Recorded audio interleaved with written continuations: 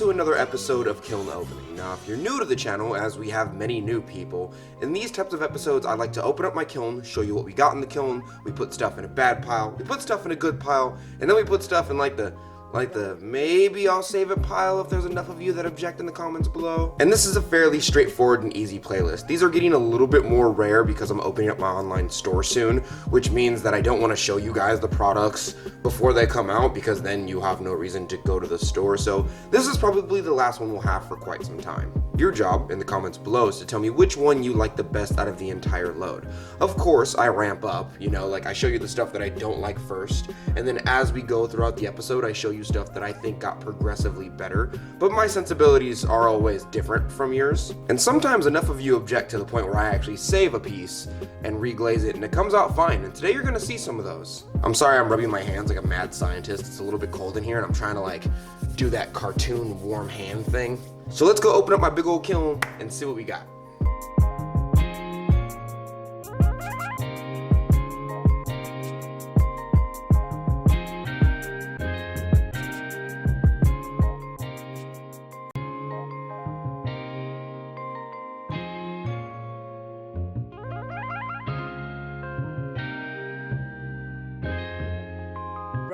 I'm trying really hard to like keep everything out of your eyesight so it doesn't ruin any of the surprises, but I have so much stuff on the right side because this was a really good kiln load, so but like it's in the way. And I think you guys know how this goes by now. I usually start off with the thing that I thought was the worst out of the entire kiln load, and then we kind of ramp up into a winner. And oh, believe me, I definitely, I'm shaking the camera, I'm sorry. Believe you me, I definitely have a winner. I saw this at the bottom of the kiln and I was like, well, how could you even argue that? Let's start off with this bowl right here. I don't even know what glaze this bowl is because it's so misformed and so bumpy and misshapen that like, I don't even remember what this was about. I can't see any real color on the inside of this. I can't see any real color on the outside of this. You might think this is the light or the camera, but the light's directly on it and it's showing no color. Like, it's just a black stone of bad color. I have no idea what this is. So this one is gonna get yeeted into the bad pile. There's no way to save this.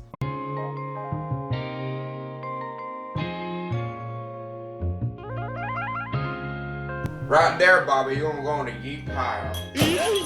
This one came out pretty good and I have no real complaints about it. This is just a simple teacup. There's no pitting, there's no crawling, there's no real issues with it. My only real issue with it is that the bottom kind of like sloughed off a tiny bit on the edges of the actual clay. If you can see, there's little chips there. This is Jeff Campana's gray, but as most of you know, I turned mine a little bit more blue by adding a little bit more cobalt to it. I wish I hadn't done that. The recipe's on the Discord server, it's everywhere. So you guys already have the recipe to this, or you can make this at home. But this is essentially what it looks like by itself.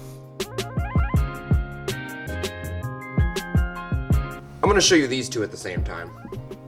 There's nothing really wrong with these two, it's just that I kind of knew they would already come out this way. Mixing up your clay to make it marbleized clay is kind of overplayed for me. I started doing it a long time ago, maybe like 6-7 years ago, and I was like, oh my god, I figured out that I can mix brown clay and white clay and put a clear coat over it and make it look real swirly. And it's uncommon for most people in the beginner phases, but once you get into intermediate, you're like, oh, okay, I see what you did there. It's one of the reasons you guys don't see me make a lot of swirl work like this. The only real time I make swirly work like this is if I do it for a glaze review or a glaze video, or if I did it on accident, which that's kind of what this is. I just happen to have white and brown clay recycled, but I only had a little bit of each left. So I made a wedge of it, cut it in half, and that is what kind of made two of these cups. The interesting part about this though is that one came out a little bit darker than the other while still being the same exact glaze. So these are brothers. These are from the same clay body, the same exact clay wedge actually, but they came out a little bit different color, just like me.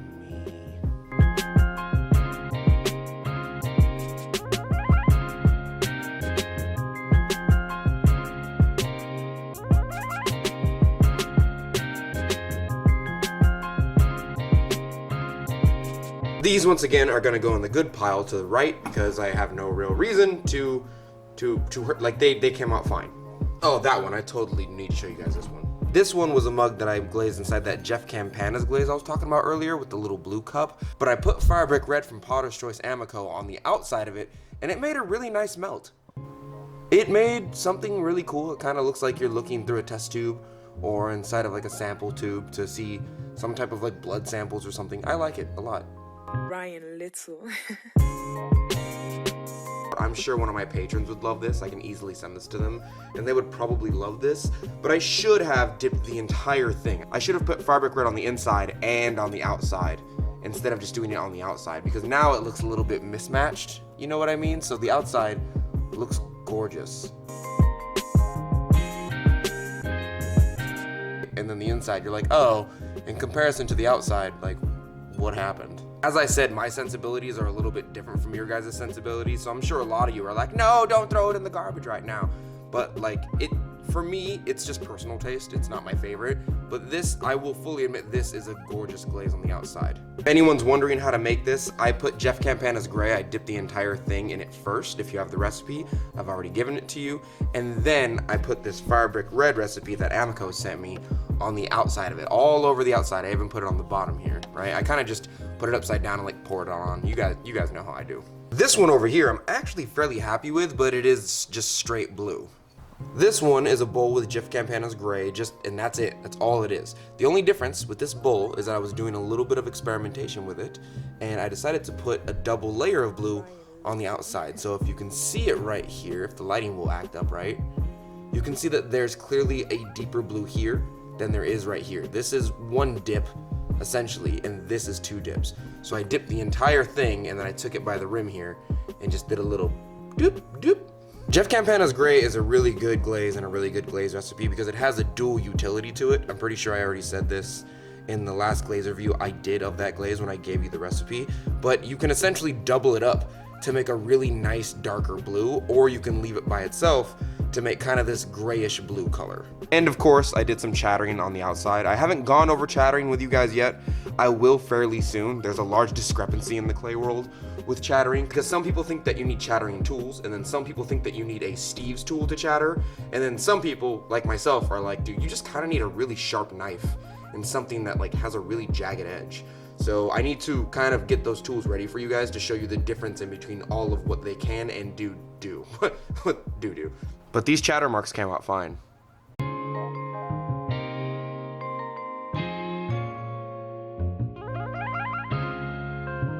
This one's gonna go in the good pile. Everything, to be honest with you, that I showed you after like the first two items is gonna go in the good pile, because this kiln load got fairly good results, and I don't really have a lot of issues with my glazes and a lot of my stuff nowadays. I have a kind of a little bit of a system. I know a lot of my glazes now. Pretty soon you're gonna see me make a glaze wall, and that'll kind of cement a lot of the glazes that I've made. It'll show you like, this is what Randy's Red looks like. And because of that, I've gotten a little bit better at making products rather than just experimenting. Experimenting, a lot more things come out bad, but I don't get as much product. Now I'm moving more into the website, making an online store, producing part of my artwork. Okay, I wanted to show you guys this one next because it kind of comes off the heels of the one that we just did and the example that I gave of double dipping that same glaze. This again is Jeff Campana's Gray, right? But the only difference is that I double dipped the entire thing this time. So I dipped the whole thing, I waited till it dried, and then I dipped it again. And this is the result that came out. It makes a really nice melty glaze. Now I'm not gonna lie, it has a little bit of cracking in it. Like over here on the handle, it has like two little cracks, and over here on the glaze body, it has a little bit of cracks, and it has some pitting issues going on with it. So I'm probably gonna throw this in the reglaze pile, or I might just keep it for myself. The glaze makes up for those little mistakes so much that I kind of don't care if it has these little cracks. You can probably see a little bit of like one right here and one right here. And also, I'm highly aware that I put slip on this. I haven't shown you guys how to do slip stuff yet. Because of that, the slip just dried unevenly, and it made cracks not in the clay body, but instead the slip on top of the clay body has cracks. But the inside looks fine. The inside has like nothing wrong with it. I'm probably gonna keep this one for myself because the inside, this is still functional. This is still extremely usable. Oh, I never hold cups like that. That felt weird. I'm gonna show you these three all at once. I've recently been experimenting with a lot of my glazes to see what combinations I can make in this new kiln, because my old kiln, I basically had it down, right? But it was an old kiln. It was barely on its last leg. This one's a brand new kiln, Redrick's. So now I have to kind of go through all the stuff and be like, well, what works where? This is my Lumos on the base layer with my oil spot red at cone 6 oxidation. You can probably see the oil spot red coming through fairly well. I'm pretty happy about this glaze and this glaze combination. The Lumos came out exactly as it always does. It's this kind of matte white and sometimes it makes pink, this luminescent pink, which is why I named it Lumos. But this mug here, right? This mug here, and this mug right here, these are all pretty much the same exact glaze.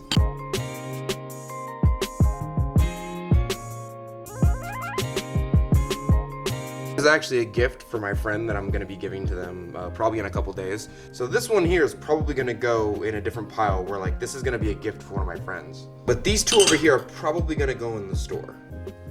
These two, believe it or not, are actually the same exact glaze. The only difference, just like I showed you before, is that this one was dipped 1 time and this one was dipped 2 times. This is the same glaze. If you look real closely, you can kind of tell that this was a good melt. If you look in the cracks of the texture, the carving texture here, you can tell like, oh, this might look really good if it was double dipped. So I decided to double dip it and yeah, it does look really good.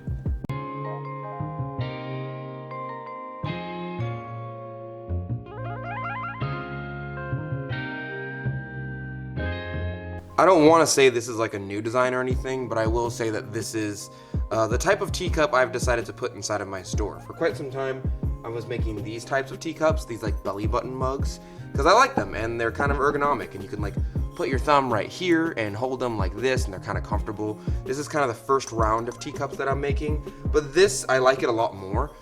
Nobody wants to drink like this much tea, okay? I'm American, all right? I need a lot of tea, even... Oh wait, I feel like that's a British thing.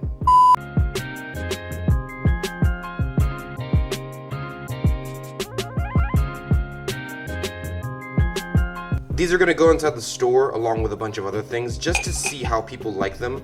I wanted to see like if I make a bunch of these, right, and these sell out way faster than all the belly button mugs, clearly these will become the standard versus the other ones. Now, these two here are a great example of why you should take a piece outside into the sunlight. We're gonna show you what it looks like here now, and then I'm gonna take you outside into the sunlight, and I'm gonna show you what it really looks like. But let's take a look at this piece now, right? Ooh, it's dark. Oh, who knows what's going on behind that? And now let me take you outside into the real world where the graphics suck. Look at that. Look at that. That is my oil spot red recipe. It comes out a little bit more purplish than red, but if I did not take this out into the sunlight, you would have no idea. This is one of the reasons why I suggest that whenever you buy a piece, look at it directly in good, natural sunlight. Lighting is very, very important, I say, as I record from my literal garage. It's why you should really look at pieces in natural light, because these two in the sunlight are amazing. It's really difficult to get this color in oxidation. But if you were looking at these just like this, you would have no idea. You would think that these are just like black mugs. Now these ones here are extremely interesting. I'm very excited to show you these, and I have an example of what it looked like before, right? So some of you might remember that I showed you guys how to do the glaze combination of Ron Roy's High Gloss Black and Firebrick Red to make an oil spot glaze. Right? And that was super exciting for me when I found that out, because it essentially cemented the fact for me that a lot of oil spot glazes are just a glaze mixed in with another glaze at a high saturation to make them kind of spot together. It's really rare to find a glaze that is a oil spot glaze. The high majority of glazes that are sold to you as an oil spot glaze, make sure that you buy 2 glazes as a combination. I think Coyote has like an entire line of that, and it's not that that's not cool, it's just that I'm not a fan of it. So just kind of as a precursor, this is what the oil spot glaze looked like when I made it with Randy's Red and Firebrick Red from Amico. You can see tiny little black spots in there on the red base, which makes it an oil spot glaze. Okay. But a lot of them ended up crawling because I put it on way too thick. Usually it comes out a little bit better than what I just showed you right now. It comes out like this instead of like this, you know what I mean? I have other plates that are way better. At the same time, I was doing a review on Amico's Marigold glaze, this one right here. So I ended up going, why not? I'll just like dump Marigold on here and see if it works out. And this is some of the coolest glaze I have ever seen in my entire life. I know this is double fired and it's like black and red and then yellow put on top of it, but I'm gonna do a lot more combinations of firebrick red and marigold just to see how it comes out, because this is superb to me. I love this. This is amazing. Look at that. Look at that right there. And it wasn't like I just got this one time, you know what I mean? I ended up getting it on another plate right here, and then I also ended up getting it on another plate right here. So it's definitely a repeatable process. This isn't a one-time fluke. I can do this multiple times. So I'm gonna do a lot more experimentation with these couple of glazes.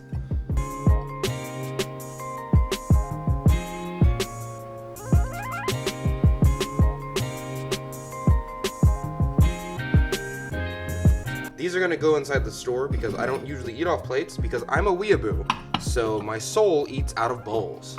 Okay, you ready? This is what I personally think was the second to best thing out of the entire kiln load. There's some stuff I can't show you because it'll ruin episodes, but this is what I really liked out of the kiln. I saw this at the top of the kiln, and this is just a couple of old regular bowls, but it's twice fired. So I dipped the entire thing in Randy's red, and then I put them inside the kiln, and they didn't come out the way I wanted them to. So I decided to dip them inside of my Jeff Campana's gray blue, the entire thing, and then take it back out. And this is what happened.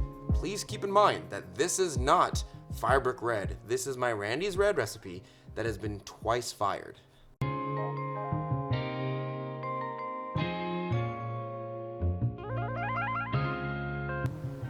And it's not like it happened just one time, like it happened a second time as well, so it's definitely repeatable.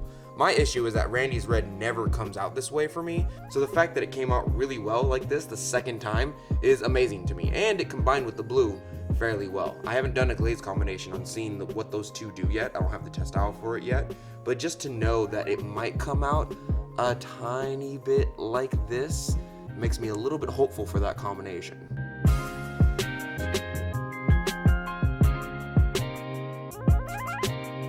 Okay, are you ready? Because this is the thing that I thought, you know what? No matter what you say, I know that this is the winner of the kiln load. More recently, I've started to experiment with June Prairie's purple and June Prairie's pink. I made a bunch of purple because it has a dual utility versus pink. The pink just kind of comes out pink, which is great. Pink is my favorite color. But the purple turns this kind of gray stone color on brown clay, and then it turns purple, or at least kind of like this darkish purple red, whenever it's really thick. And because of that, I made a teacup and a teapot out of it. I think the main attraction right now is this teapot. I've been experimenting with some carving techniques, and this glaze loves to be inside of texture, so I kind of just combine the two things with it, and man, look at it, look at this. I put the, for all you in the comments below, why is the handle on the side? The handle's on the side because it's supposed to be that way, okay? I hate these skinny little handles on the top that you have to like crank your wrist to. This is easier. If I want to pour a cup of tea now, all I have to do is like, turn it. But for me, this is the winner of the kiln load, for me at least.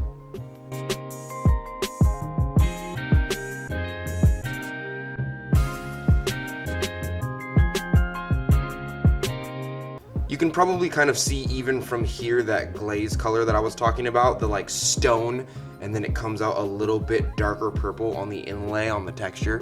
I'm extremely happy about this. It's also a good sized teapot. Like this fits a sizable amount of tea. You know what I mean? I'm also really excited about this because an artist contacted me and told me like, hey, I hear you're looking for a new logo. If you make me a teapot, I will make you a new logo. And I've had dealings with them before. They were fantastic. I paid them real money last time. This time we're doing a trade. And they delivered their products like on time really quickly. So I'm really happy to have this trade. And there's no one that I would rather this go to. Like this turned out fantastic. And I'm pretty sure most of you have already seen this glaze and this cup on my Instagram account.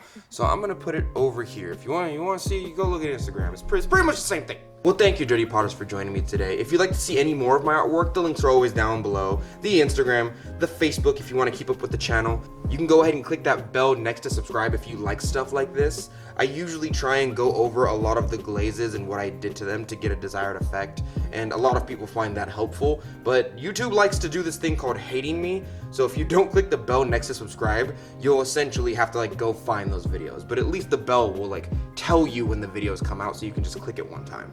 But thank you, Dirty Potters, for joining me today. I hope you guys have a fantastic next kiln load, and I will see you guys next week.